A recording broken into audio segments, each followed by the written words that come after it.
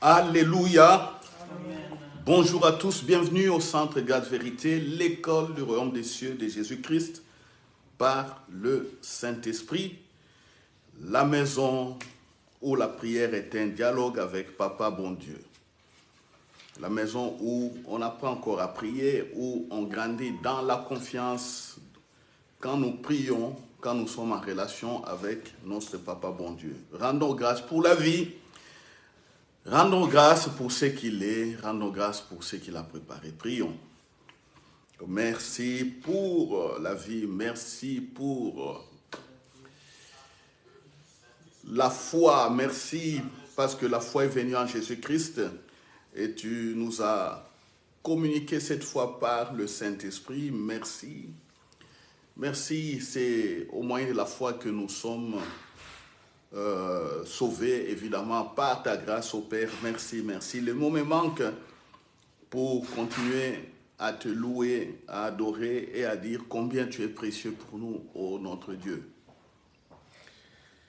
Nous nous soumettons entre les mains de ton Esprit Saint pour être conduits en toutes choses. Ainsi prier. Amen. Alléluia. Alléluia. Amen. Voilà. Le sujet que nous abordons ces derniers temps, c'est qui es-tu? Qui es-tu? Il faut bien prononcer parce que le français aussi, tantôt avec les intonations, les sons, tout ça, les gens peuvent ne pas bien comprendre. C'est une question donc. Le sujet est une question. Qui es-tu? Ou qui êtes-vous? Point d'interrogation. Et j'ai bien dit que c'est un sujet qui dérive de RVA, réfléchir, voir et agir comme Jésus. Parce que dans qui es-tu, nous parlons de l'identité.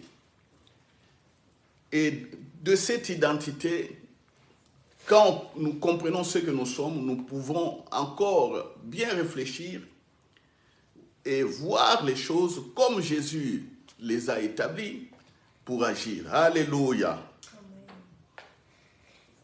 Voilà. Alors, l'identité, en résumé, nous avons vu aussi, en prenant le cas de Moïse, par exemple, quand Dieu avait appelé Moïse, Moïse ne connaissait pas Dieu. C'est Dieu lui-même qui s'était présenté à Moïse. Dieu a décliné son identité. L'identité liée au nom.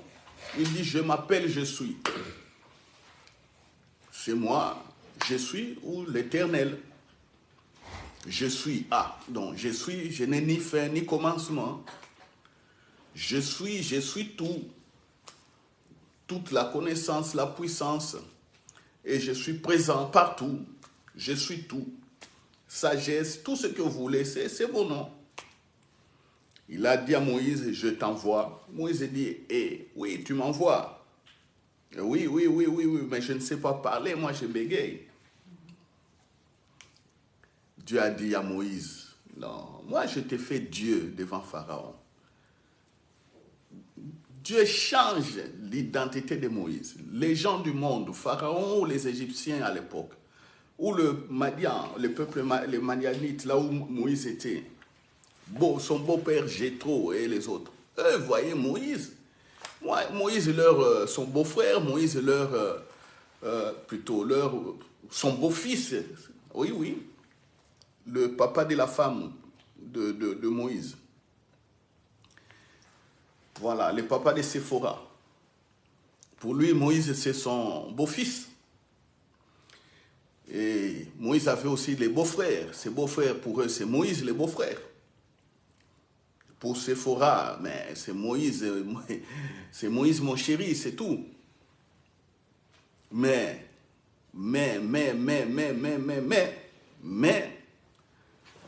pour Dieu et Moïse, Moïse était maintenant quelqu'un d'autre. Intérieurement, ce que Moïse était devenu, personne ne pouvait le voir extérieurement. C'est ça l'identité, vous devez comprendre avec Dieu. Extérieurement, les gens vous voient, vous êtes blanc, vous êtes noir, vous êtes peau jaune, comme on dit. Vous êtes africain, vous êtes européen ou américain, latino, américain, asiatique, japonais, ainsi de suite. Les gens voient l'extérieur. Les gens voient qui vous êtes. Je ne sais pas si votre maman s'appelle Pauline. On vous voit fils ou fille de Pauline, de maman Pauline. Et de papa, peut-être papa qui s'appelle Antoine. Voilà, c'est ce que les gens voient. Vos amis de l'école, vous voyez les collègues des classes, les collègues de l'auditoire. Oui, ces jeunes hommes-là qui aiment s'habiller comme ça, qui s'assiedent toujours à la 3e rangée. C'est ce que les gens voient de vous. Et si vous prenez régulièrement un bus à une heure précise avec le même chauffeur de bus qui vous connaît, il verra toujours, ah, c'est le client, l'abonné qui attend le bus ici. Si c'est votre taximène que vous prenez habituellement, ah, c'est votre... Le taximène dira, c'est mon client. Alléluia. Alléluia. Vous voyez, c'est ça.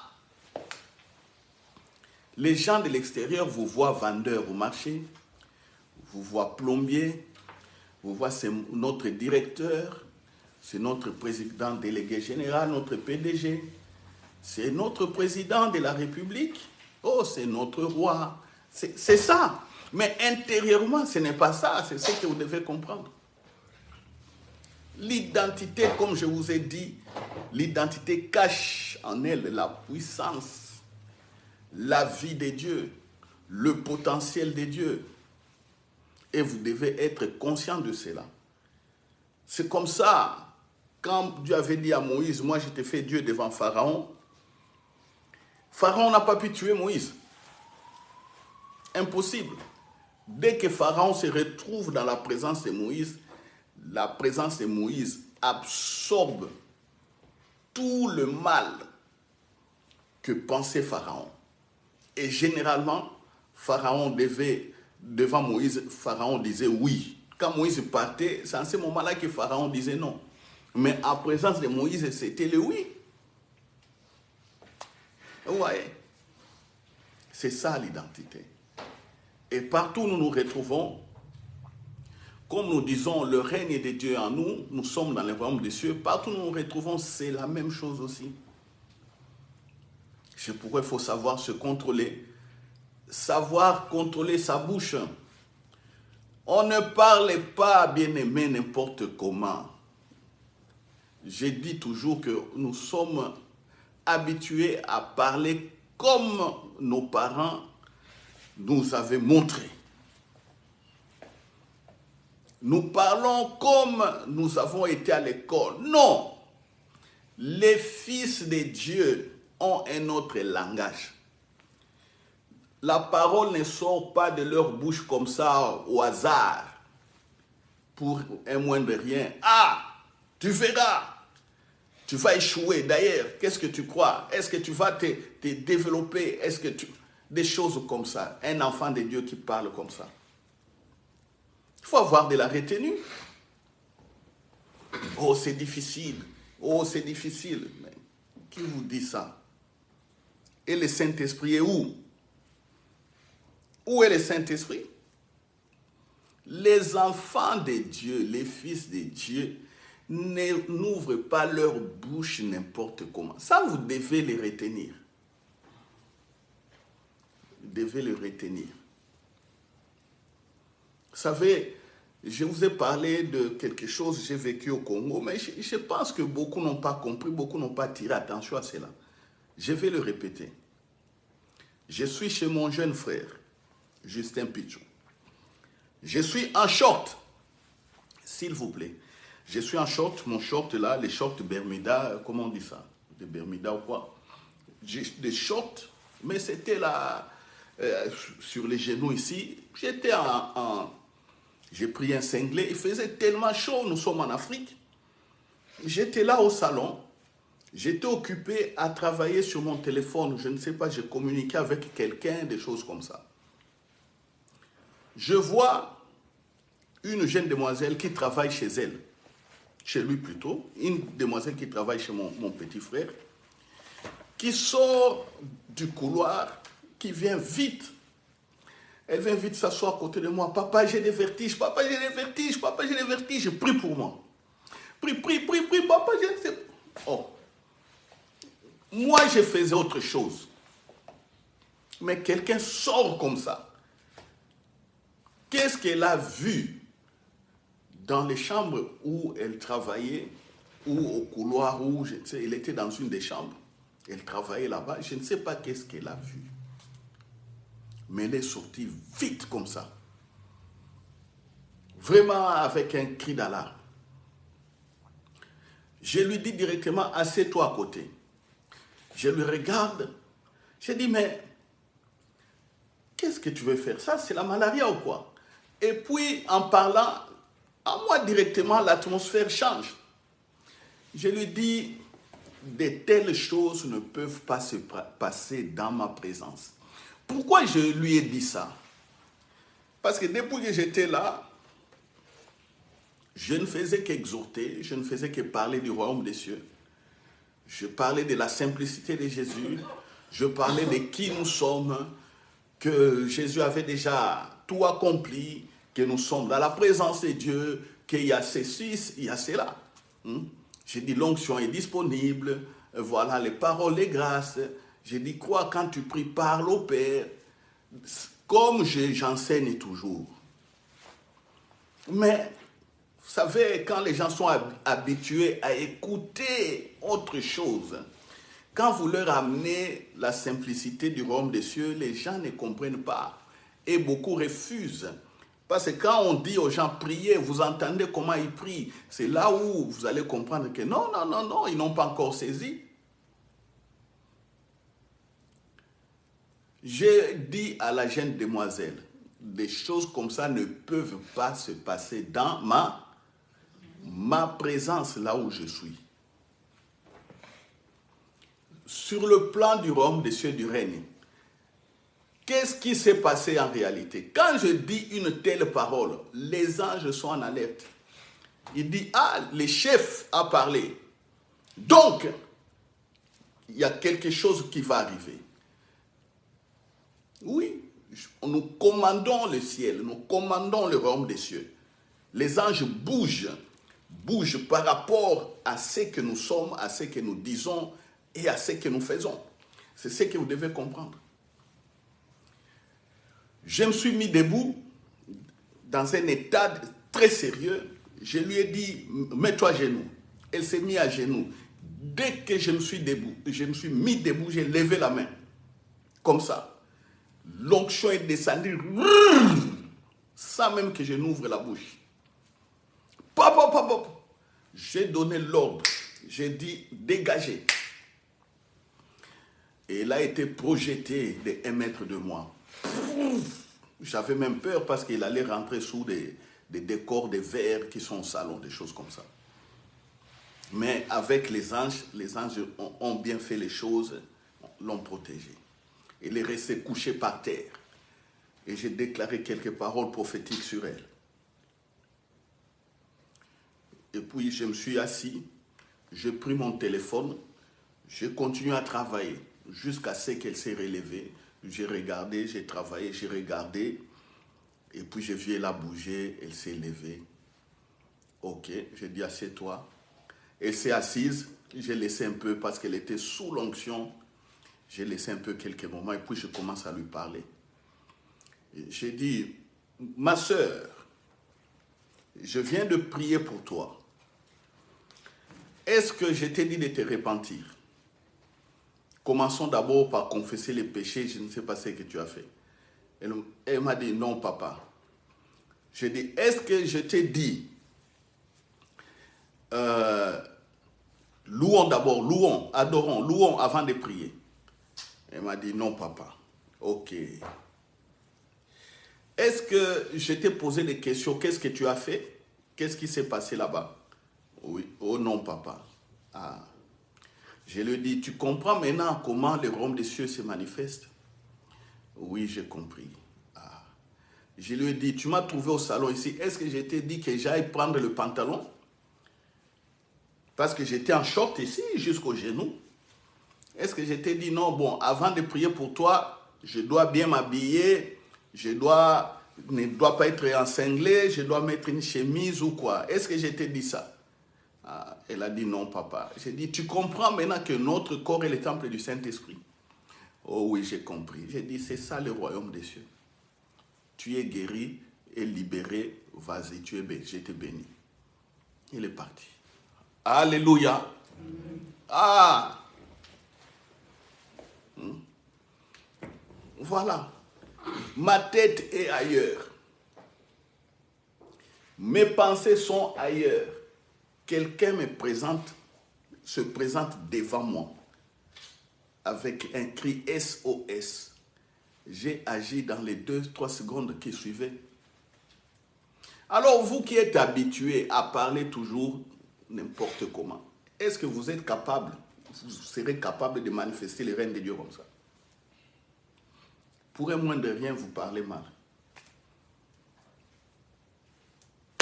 Pour un moindre rien, vous croyez négatif. Mais vos pensées sont ailleurs. Vous terminez de prier. Quand on dit prions, on voit des gens prier. Parler, Dieu, Dieu, Dieu. Et puis, ils parlent beaucoup. Quand la prière finit, on le voit exprimer l'incrédulité comme ça. Donc la prière pour vous, pour de telles personnes, la prière, c'est simplement un acte religieux. Quand on dit prier, il faut parler. C'est pourquoi beaucoup de prières ne sont pas répondues. Dieu et les anges considèrent ça comme des actes religieux. Ne considèrent pas beaucoup de prières comme étant des prières qui viennent du cœur et d'une relation. Alors Dieu ne répond pas aux actes religieux, il est là, le Saint-Esprit, il est avec nous, il règne. Il regarde et voilà. C'est des formules qu'il fait. Il ne se connaît pas lui-même, je lui ai tout donné. Ce matin, j'écoutais une louange comme ça. J'arrive quelque part, le début était bon, vers la fin, j'entends les gens chanter. Oh, ouvre les ciels. Oh Jésus, ouvre les ciels. Ouvre encore les ciels. Oh, et Jésus descend et ouvre les ciels. Moi, j'ai dit, c'est quoi ça comme cantique? Je regarde tout un orchestre qui est là.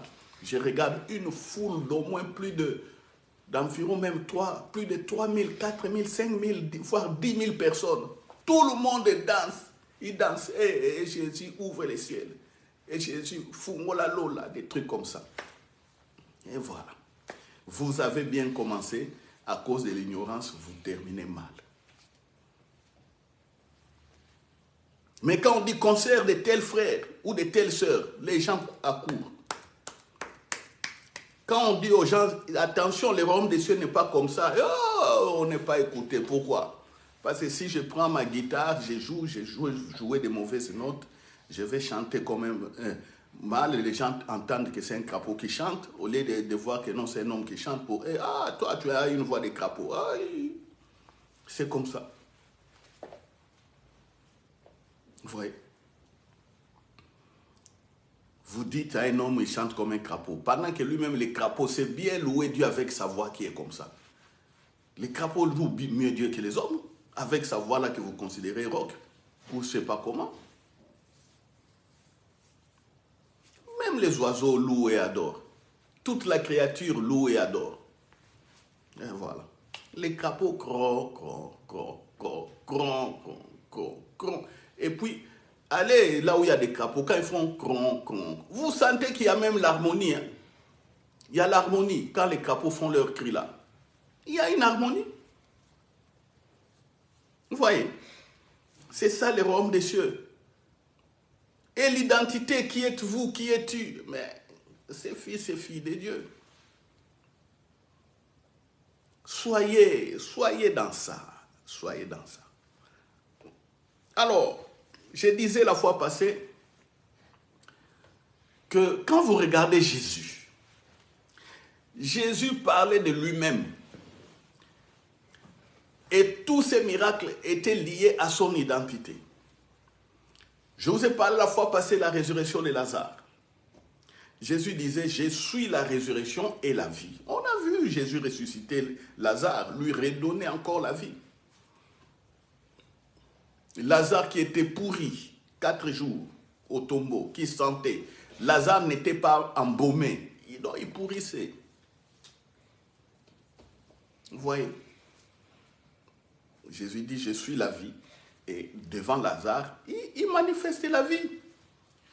Avec votre identité, vous manifestez ce que vous êtes.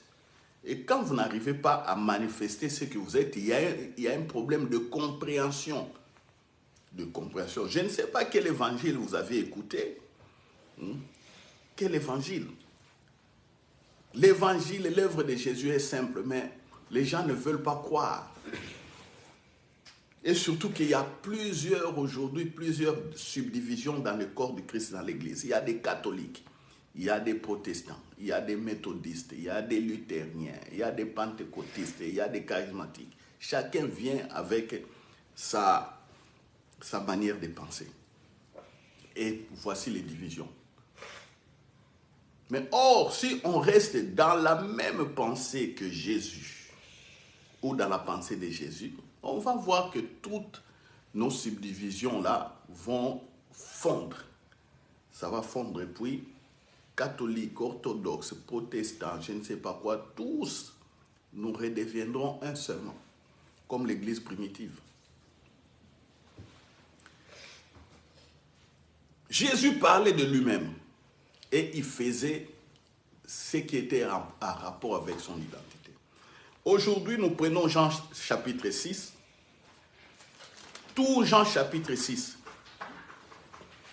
Moi, je vais expliquer, mais vous, je vous demande d'être courageux. Je vais mettre la pensée, je vais étaler donc la pensée, expliquer la pensée de Jésus. Et les courageux, quand vous allez lire tout Jean chapitre 6, vous allez comprendre. Oh, dans ces chapitres, tout est réflexif, comme on dit.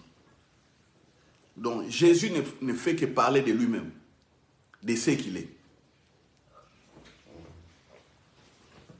De ce qu'il est. Jean chapitre 6, nous prenons le verset 1, c'est le miracle de la multiplication de pain. Donc Jésus était de l'autre côté donc, de la mer ou de la mer de Tibériade. Ça veut dire quoi ici? Jésus il habitait régulièrement Capernaum, c'est là où il résidait. Alors il a quitté la ville où il résidait. Quand il est devenu adulte, quand vous lisez la Bible, il est parti s'installer à Capernaum. Voilà. Donc, il a quitté Capernaum, il a traversé la mer, il est parti dans la ville en face là-bas. C'est là où, après avoir donné l'enseignement, il voit les gens tombent, mais les gens avaient faim, parce qu'il avait tellement beaucoup parlé aux gens, les gens étaient captivés par son message, les gens avaient faim. Alors, comme ils avaient faim, ils devaient renvoyer la foule.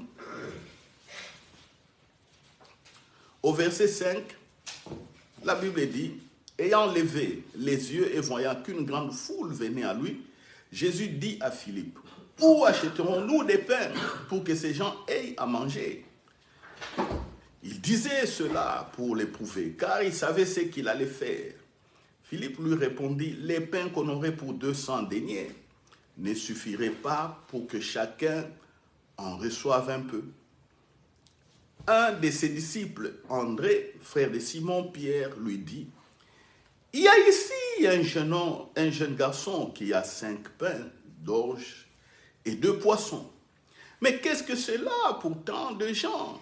Jésus dit, faites-les asseoir. Il y avait dans ces lieux beaucoup d'herbes. Ils s'assirent donc au nombre d'environ 5000. Jésus prit les pains, rendit grâce et les distribua à ceux qui étaient assis. Il leur donna de même des poissons, autant qu'ils en voulurent. Lorsqu'ils furent rassasiés, il dit à ses disciples, ramassez les morceaux qui restent afin que rien ne se perde. Ils les ramassèrent donc et ils remplirent 12 paniers avec les morceaux qui restèrent des 5 pains d'orge après que tous eurent mangé. Ces gens ayant vu le miracle que Jésus avait fait, disait, celui-ci est vraiment le prophète qui doit venir dans le monde. Et Jésus, sachant qu'ils allaient venir l'enlever, pour le faire roi, se retira de nouveau sur la montagne, lui seul. Alléluia. Donc, Jésus fait ici le miracle de pain. Il multiplie les pains, les 5000 hommes mangèrent, sans compter femmes et enfants. Ils ont mangé et rassasié. Et puis Jésus renvoie les disciples. Lui-même, il reste sur la montagne. La nuit, le récit dit que Jésus voyait que les disciples avaient du mal pour traverser. Lui, il vient, il marche sur l'eau et il atteint les disciples. Mais la foule qui était restée avec Jésus savait que Jésus était sur la montagne. Et cette foule était là, au pied de la montagne. Ils attendaient Jésus. Ils attendaient. Comme nous avons bien mangé, il fait noir. On l'attend vraiment le matin pour venir le faire roi. Parce qu'il leur a donné à manger. Là maintenant, je suis au verset 26. Or, Jésus a traversé, il est rentré à Capernaum. Les gens l'ont cherché, ne l'ont pas vu. Certains sont partis à la montagne, il n'est pas là. Ils prennent les barques, ils vont à Capernaum. On le voit là-bas. Ils sont étonnés, mais comment toi tu es venu ici? Or, ils ne savaient pas que la nuit, Jésus avait marché sur l'eau. Voilà. Jésus dit,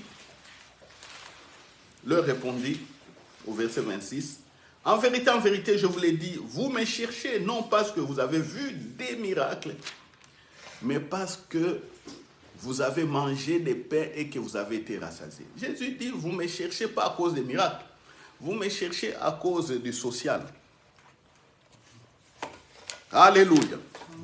Ah oui. Oh, nous voulons les sociales. Les sociales. Quand on pose la question, les sociales, c'est quoi? Oh, il faut bien manger. Hein? Ça n'a pas commencé aujourd'hui, vous les Congolais.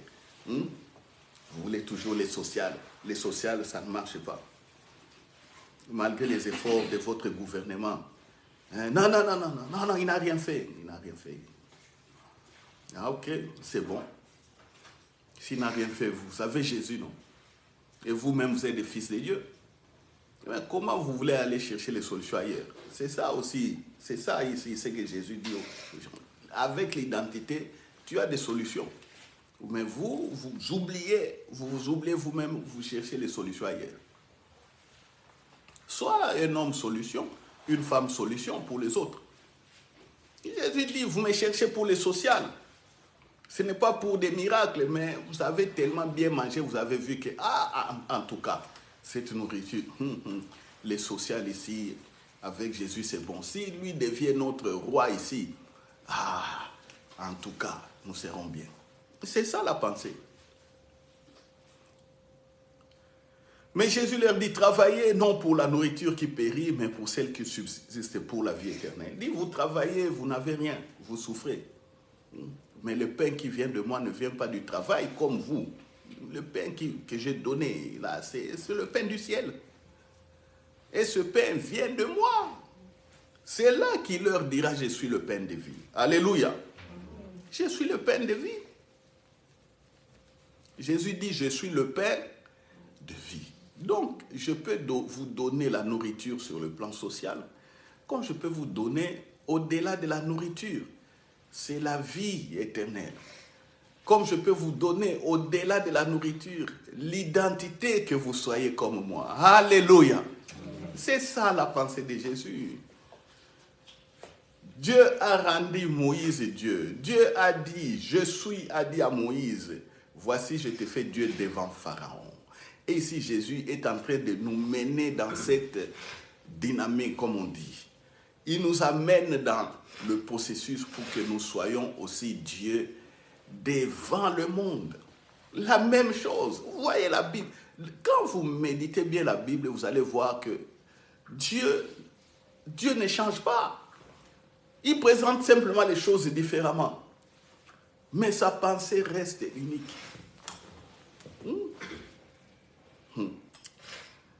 Ah, il dit au verset 27, travaillez non pour la nourriture qui périt, mais pour celle qui subsiste pour la vie éternelle. Et que le Fils de l'homme vous donnera, car c'est lui que le Père, que Dieu lui-même a marqué de son sceau. Ils lui dirent, que devons-nous faire pour accomplir les œuvres de Dieu? Jésus leur répondit, l'œuvre de Dieu, c'est que vous croyez en celui qui l'a envoyé. Il voulait comprendre. Jésus dit, travaillez pour la nourriture qui vient du ciel là, et pour la vie. Mais comment nous allons faire? Comment? Pour faire ça. Jésus dit, il faut croire à moi, c'est tout. La réponse de Jésus, croyez en moi. Bon, imaginez-vous, tout un peuple, plus de 5000 personnes, avec tout le bruit que ça fait, ces multiplications. Le matin, il y a eu beaucoup de gens, environ, je ne sais pas, même le double. Ils sont partis à Capernaum chercher Jésus. Ces jours-là, même les sociétés qui faisaient les transports pour faire traverser les gens, ils ont eu beaucoup d'argent. Donc les gens ont traversé, beaucoup de gens ont traversé pour aller suivre Jésus. Et Jésus utilise ça comme un moyen pour leur parler. Voilà. Verset 30. Quel miracle fais-tu donc, lui dire, afin que nous le voyions et que nous croyions en toi? Que fais-tu? Nos pères ont mangé la manne dans le désert, selon ce qui est écrit. Il leur donna le pain du ciel à manger. Jésus leur dit, en vérité, je vous l'ai dit, Moïse ne vous a pas donné le pain du ciel, mais mon Père vous donne le vrai pain du ciel. Car le pain du ciel, c'est celui qui descend du ciel et qui donne la vie au monde. Ils lui dirent, Seigneur, donne-nous toujours ce pain. Jésus leur dit, je suis le pain de vie. Celui qui vient à moi n'aura jamais faim. Celui qui croit en moi n'aura jamais soif. Voilà. Verset 40, on peut même sauter. Il dit, la volonté de mon Père, c'est que quiconque voit le Fils, quiconque me voit et croit en moi, en lui, ait la vie éternelle et je le ressusciterai au dernier jour. Verset 41, les Juifs commencent à murmurer à son sujet, parce qu'il avait dit, je suis le pain qui est descendu du ciel. Verset 42, et il disait, n'est-ce pas là Jésus, le fils de Joseph, dont nous connaissons le père et la mère? Comment donc dit-il, je suis descendu du ciel? À mon introduction, c'est ce que je vous ai dit. Quand Dieu change l'identité de quelqu'un, les gens te voient toujours, ma soeur Thérèse, les gens te voient toujours, maman Tété, ils te voient comme ça. Hein? On te regarde, oui, c'est elle là. Maman Tété, c'est qui? C'est elle. Et vous ne savez pas. Oh, elle est comme ça, on commence à décrire même. Elle est comme ça, il sourit comme ça, il regarde comme ça. Vous n'avez pas vu ces derniers temps? Oh, maman Tété, elle a fait la taille. C'est ça les hommes. Ils voient que ça, c'est qui est extérieur. Or, à l'intérieur, c'est l'identité, la vie Zoé de Dieu. La vie. Les gens voient l'extérieur. Ici, les gens voient l'extérieur de Jésus. Ils ne connaissent pas l'esprit qui est en Jésus. Alléluia. Jésus, sans l'esprit qui était en lui, Jésus n'était rien. Sans le Saint-Esprit en lui, Jésus était un homme comme un païen. Je ne dirais pas comme moi, parce que moi j'ai le Saint-Esprit. Alléluia. Est-ce que vous comprenez ce que j'ai dit? Non, vous n'avez pas compris. J'ai dit ceci. Sans l'Esprit de Dieu dans le corps de Jésus, Jésus allait être comme un païen. Pas comme moi, ni comme toi. Jésus n'allait pas être comme toi.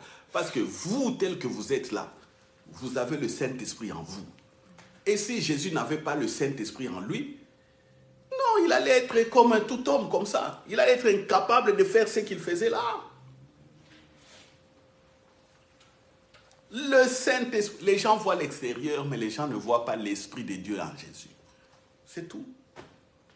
Les gens nous voient comme ça, mais les gens ne savent pas que le Saint-Esprit soit en nous.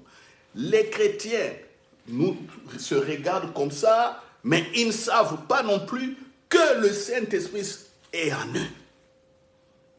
Voilà les catastrophes. Voilà les catastrophes. Prenez, je vous défie toujours, allez faire les tours sur Internet. Écoutez des messages qui sont prêchés. Combien de pasteurs rappellent, je dis bien rappellent aux chrétiens que leur corps est le temple du Saint-Esprit. Combien de messages sur ça? Zéro. Je vous dis zéro. Vous allez voir beaucoup de messages, des millions. Cherchez les messages sur le corps, votre corps est le temple du Saint-Esprit, si vous allez trouver. Et les gens, les chrétiens deviennent faibles. Ils ne connaissent pas leur identité. Votre identité vient de ce qui est en vous, de l'intérieur, vient du Saint-Esprit. Parce que Jésus vous a donné ça. Le Saint-Esprit maintenant garantit. Et quand vous parlez, quand vous vous déplacez, le règne de Dieu se manifeste. Alléluia. C'est ça.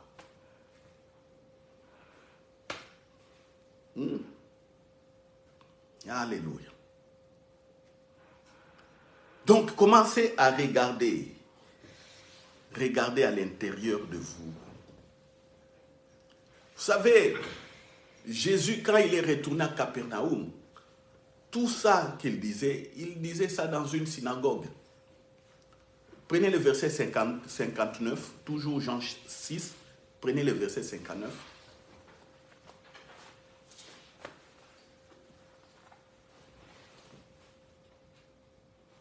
Jésus dit ces choses dans la synagogue enseignant à Capernaum. Vous vous imaginez, Jésus parle de son identité, de ce qu'il est. Il parle de cela dans une synagogue. C'est comme aujourd'hui, je suis dans l'église. Même s'il y a beaucoup qui m'écoutent sur les réseaux sociaux.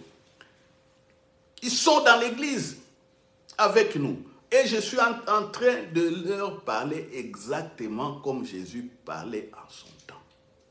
Mais combien saisissent, combien comprennent?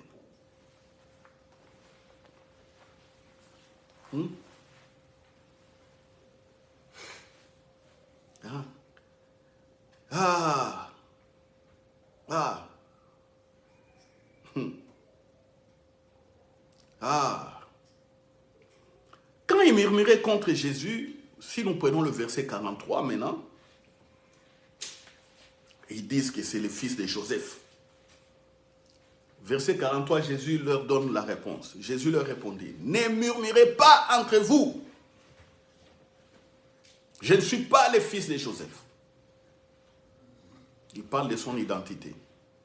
Il dit, nul ne peut venir à moi si le Père qui m'a envoyé ne l'attire et je le ressuscite au dernier jour. Il parlait du Père. Eux, ils parlaient du fils de Joseph et Jésus parlait du Papa bon Dieu. Alléluia. Nos coutumes et nos traditions. Vous savez, nous, dans nos coutumes, tu parles comme ton père et ta mère. C'est les coutumes et la culture du royaume des cieux ici. Mais on va te ramener toujours dans les choses de ta coutume. Hein? Tu es belge, on te ramène dans les frites. Coutume des Belges, c'est les frites. Tu es français. Vous savez, la coutume des Français, c'est quoi? Les Belges, c'est les frites. Les Français, c'est quoi? Le pain. Ah, le pain et le fromage. Là, c'est les Français. Vous savez, les Italiens, c'est quoi? Les pâtes. Ah, les pâtes et les pomodoro, les tomates, salade. Là, les Italiens. Vous savez, la coutume des Allemands? Bière et saucisse. Ah, bière et saucisse. Petit, c'est magnifique. Si on était dans une école, j'allais te donner des points gratuits, tu n'allais pas faire l'interrogation. Tu réponds très bien. Et la coutume des Américains, c'est quoi? Le hot dog. Voilà. Et des hamburgers, des choses comme ça. On va vous ramener dans vos cultures, là. N'est-ce pas qu'il y a certains, on ramène, on dit, la culture, c'est quoi? Vous êtes des mangeurs de chiens. N'est-ce pas, on dit ça? Ces gens-là, ils mangent des chiens ici chez nous. Nous ne mangeons pas des chiens. J'entends ça à la télévision, surtout sur les trucs politiques. Ils mangent des chiens. En plus, ils aiment toujours faire beaucoup d'enfants. On vous ramène sur ces choses-là. Oh, vous, et puis ça vous affecte. On a parlé, on a insulté votre race ou votre ethnie. Ah, on parle mal de nous. Oh, nous sommes des mangeurs de chiens. Oh. Jésus, maintenant, lui, parle du Père.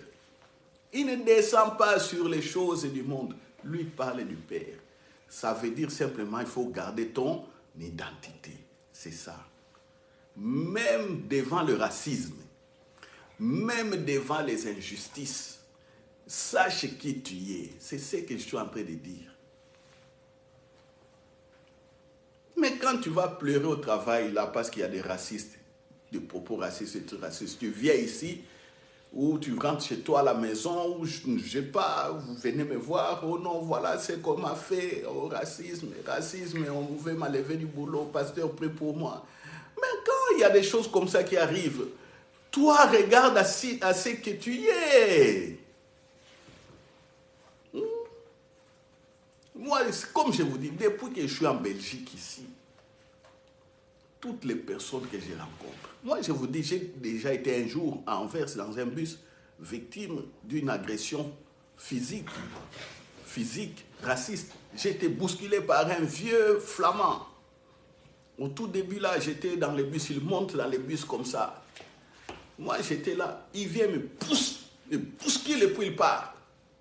Moi je regarde comme ça, je vois que c'est un vieux, j'ai compris que c'est un acte raciste. Je regarde comme ça, c'est un vieux là. Et puis il y a d'autres aussi qui étaient là dans les bus, qui étaient étonnés pourquoi il était agi comme ça. Mais maintenant je devais attaquer ces vieux là. Avec un seul coup de poing que j'allais lui donner, il allait mourir dans les bus. Si je m'étais vengé, j'allais les tuer dans les bus.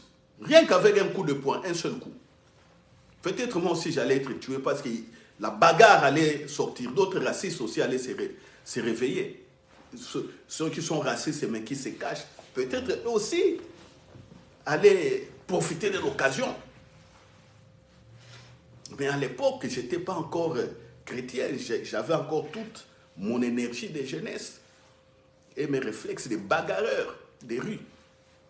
Ça allait faire scandale. Mais j'ai regardé comme ça, c'est un vieux comme ça qui fait des choses comme ça. Je regarde simplement. Et j'ai beaucoup travaillé en Belgique. Mais partout où je vais, on me parle toujours du racisme. Mais moi, j'ai dit, mais pourquoi vous voulez toujours voir quand est-ce que vous serez libérés de ça? Mais tous les Belges ne sont pas racistes. Il y a d'autres Belges qui sont très, très, très bien accueillants et manifestent même l'amour, plus que même ceux qui croient à ces choses.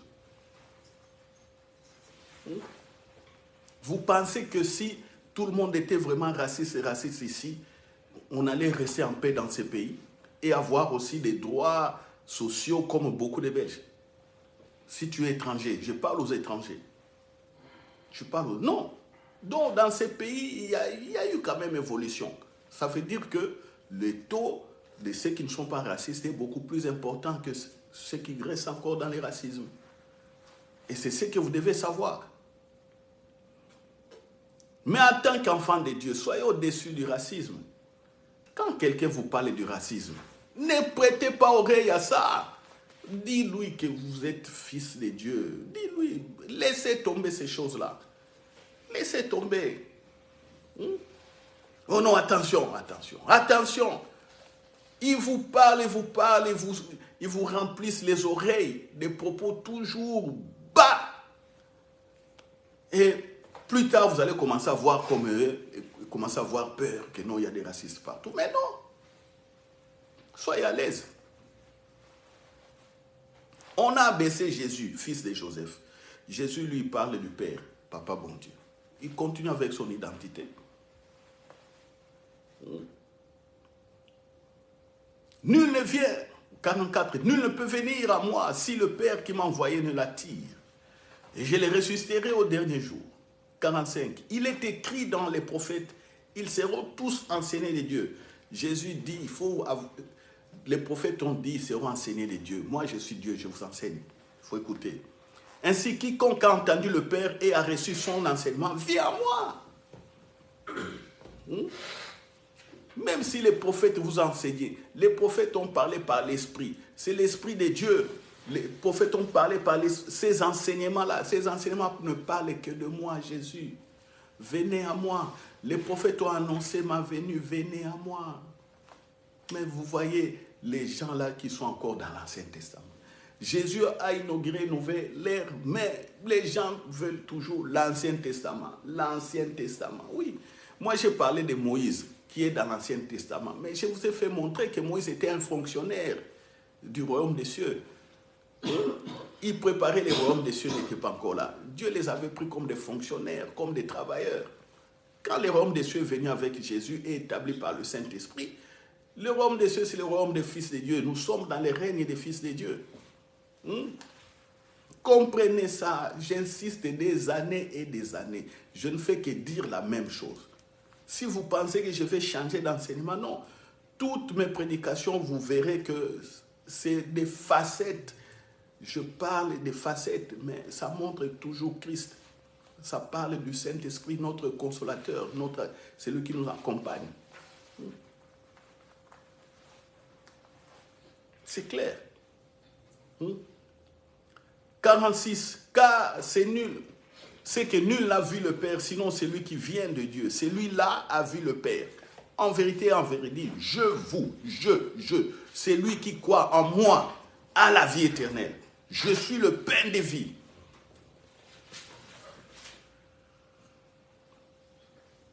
Il dit, vos pères ont mangé la manne, verset 49. Ils sont morts dans les déserts. 50. C'est ici le pain. Moi, je suis le pain du ciel. Le pain qui vient de la présence de Dieu. Celui qui me mange, ne mourra point. Je suis le pain vivant qui est descendu du ciel. Si quelqu'un mange, Jésus ne fait qu'insister. C'est-à-dire, en face de lui, personne ne croyait. Il ne comprenait pas. Il était dans la synagogue. Mais il insiste, je suis. Oh, dans la synagogue, vous ne pouvez pas parler de votre identité comme ça. Là, on parle de Dieu. Mais toi, comment tu prends la place de Dieu? Et vous voyez la puissance que Jésus dégageait. Personne n'a pu, en ce moment-là, le contredire. Mais il est dans la synagogue. Personne n'arrivait à se saisir de lui. Pourquoi? Parce qu'il y a le règne de Dieu qui se manifeste. Ça va vous sauver, chers frères et sœurs. Ça va vous sauver. Dans des moments difficiles, vous croyez à votre identité, ça va vous sauver. C'est comme ça que même dans les pièges au travail, vous pouvez sortir de certains pièges. Vos collègues de service vous veulent du mal. Ils montent des coups contre vous. C'est comme ça que vous allez sortir. Comment ça va arriver? Peut-être ils vont se trahir eux-mêmes. Je ne sais pas. Peut-être, je ne sais pas qu'est-ce qui va arriver. Vous n'avez jamais vu que là où vous êtes au travail, pour certains, les gens viennent toujours se confier à vous. Pourquoi les gens viennent se confier à vous? Et ils disent, ah non, je vois en tout cas ma soeur, mon frère, je vois toi tu es bien, regarde ma situation. Il t'ouvre son cœur, il part. Et s'il y a des complots, ils te disent aussi, faites attention, faites attention. Je me rappelle encore, quand on a commencé l'église, à l'époque, on habitait encore la gare du Nord. On a commencé à la maison, et comme on chantait certains dimanches, il y a les bruits qui circulaient dans l'immeuble. Et dans l'immeuble, certaines personnes étaient fâchées. Ils disent, mais cet homme-là, il fait des messes ici. Écoutez, hein, je vous ai déjà dit ça il y a longtemps. Ils disent, ah, cet homme-là fait des messes, les gens viennent ici, ils chantent, ils font ça. Pendant que les gens faisaient les groupes de réunions pour venir nous bousculer à la maison, pour venir nous attaquer, il y avait des fissures parmi eux. Certains disaient, il exagère, on doit l'attaquer. Mais pensez, même des musulmans nous ont défendus. Il y avait une dame musulmane là-bas qui est venue me dire, messieurs, attention, ici on est en train de fomenter des coups contre vous parce que vous faites les messes tous les dimanches. Il y a des gens ici qui se réunissent, ça parle, ils veulent créer quelque chose contre vous. Messieurs, faites attention. C'est une musulmane qui m'a dit ça. Elle va à la mosquée, mais elle m'a dit que toi tu fais les messes ici, fais attention. Vous voyez l'amour de Dieu? Vous voyez? Et puis je vois une vieille dame qui vient me dire, ah, messieurs, vous êtes prêtre, c'est bien être prêtre. Dans cet immeuble, c'est bien. Si nous avons un prêtre comme vous, c'est bien, parce que, en tout cas, il y a beaucoup de mauvaises choses. Mais quand il y a la présence d'un prêtre ici, c'est bien pour l'immeuble. Alléluia. Les gens font des coups pour venir nous charger, nous bousculer, mais il y a des fissures. Une vieille dame vient dire c'est bien. C'est-à-dire la vieille dame me défend. Nous défendait l'église. Quand ils faisaient des réunions, allons les attaquer. Les vieilles dames disaient non, c'est bien, il faut qu'il y ait un prêtre ici. D'autres musulmanes, ah, ils veulent faire coup comme ça. Non, messieurs, voilà. Encore un monsieur encore est venu me dire là, tu sais monsieur, on parle de vous ici. Hein? Voilà ici, j'étais déjà informé. Moi je disais, oh Dieu, garde-nous simplement. C'est comme ça que, après un moment donné, nous nous sommes transportés facilement jusque dans notre salle. On a commencé l'église et on avait la salle pour 5 ans. 2 ans après, on vient là, on nous menace, on a cassé. On est parti ailleurs. Ouais, c'est ça, c'est ce qui arrive.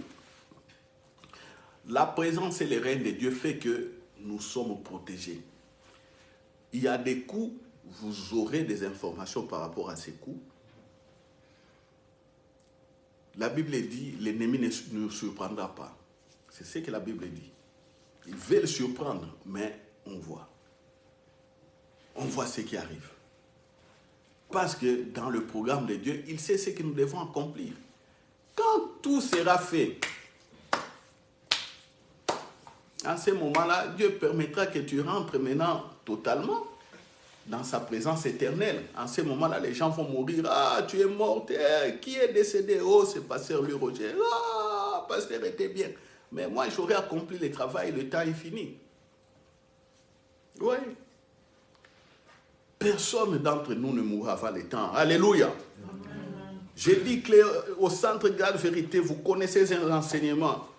Vous allez agir dans les règnes de Jésus-Christ. Amen. Amen. Personne ne va vous nuire. Amen. Amen. Oh, l'ennemi ne va pas vous surprendre. Amen. Amen. Vous êtes des fils et des filles de Dieu. Amen. Amen. La vie de Dieu est en vous. Amen. Amen. Cette vie, vous allez la communiquer au travers des paroles qui sortent de vos bouches. Alléluia. Amen. Vous allez les communiquer au travers de la présence du Saint-Esprit que vous transportez. Alléluia. Amen. Alléluia. Amen. Mettez tout ce que vous voulez, mais toujours en rapport avec l'identité. Donc vous voyez, Jésus parle de lui-même. Je. Tout le chapitre 6 de Jean, c'est toujours je. Il parle de lui-même. Parlez de vous-même aussi, dans votre chambre, dans votre salon. Je ne sais pas. Je suis fils de Dieu.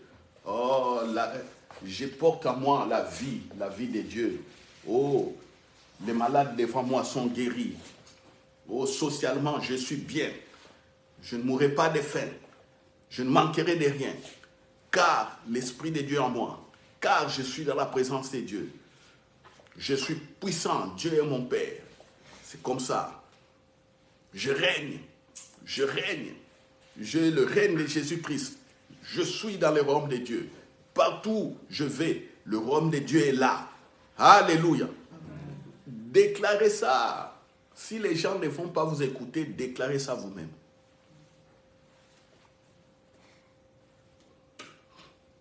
Est-ce que quelqu'un me comprend? Parlez de vous-même, de je. régulièrement. Comme ça, votre conscience sera affectée. Je peux te montrer Dieu. Alléluia. Amen. Oui, c'est pourquoi je dis toujours, quand quelqu'un m'appelle parce qu'il est malade ou quoi, je dis toujours à la personne, tu as téléphoné la bonne personne. Je suis la bonne personne. Et le Saint-Esprit t'a guidé vers moi. Alors écoute-moi, reçois la guérison. Alléluia. Hein, c'est comme ça que je fais. C'est ce que je vous dis toujours. On vous appelle, dites aux personnes, hey, tu sais, tu as bien fait de m'appeler. Mettez-vous dans l'assurance. Tu as bien fait de m'appeler. Alors à ce moment-là, votre identité commence à produire, à manifester la gloire. Vous n'aurez qu'à parler. Et puis, gloire à Dieu. Sur le plan social, vous ne manquerez de rien. Alléluia. Parce que vous avez la vie de Dieu en vous. Alléluia. Si certains meurent de faim, vous ne mourrez pas de faim. Si certains meurent de chômage, vous ne serez pas chômeur. Alléluia. Amen. Voilà. Et continuez toujours à parler de votre identité, à parler du Père, à parler de Jésus, à parler du Saint-Esprit, à élever l'œuvre de Jésus. Continuez toujours. Nous allons rendre grâce en disant merci. Merci Père pour l'identité. Tu as fait de nous des dieux. C'est une prière simple. Prions. Père, merci, tu as fait de nous des dieux. Et nous régnons sur le même trône que Jésus. Parce que tu nous as transportés en Jésus-Christ. Tu nous as transportés dans ta présence, comme la Bible le dit. Alléluia. Merci Père, merci, merci, merci. Au nom de Jésus-Christ. Au nom de Jésus. Au nom de Jésus. Alléluia. Voilà. Alléluia. Amen. Voilà. Je vous dis toujours la prière interdialogue. Vous faites une prière comme ça, très simple. Mais c'est une prière de communication. Tu communiques. Et c'est bon. Quand tu as compris et que tu communiques, Dieu est content. Papa bon Dieu est content. Alors, je vous donne rendez-vous le dimanche prochain à la même heure. Pour toute l'église, l'intercession, c'est mercredi à 18h. Donc, soyez à l'heure pour vous brancher sur notre page Centre Grâce Vérité. Voilà. Branchez-vous avec vos téléphones. On va prier ensemble. Amen. Voilà. Que Dieu vous bénisse encore. Que votre destinée continue à se dérouler avec puissance. Écraser tout le mal devant vous. Au nom de Jésus. On se voit dimanche prochain à la même heure, même fréquence.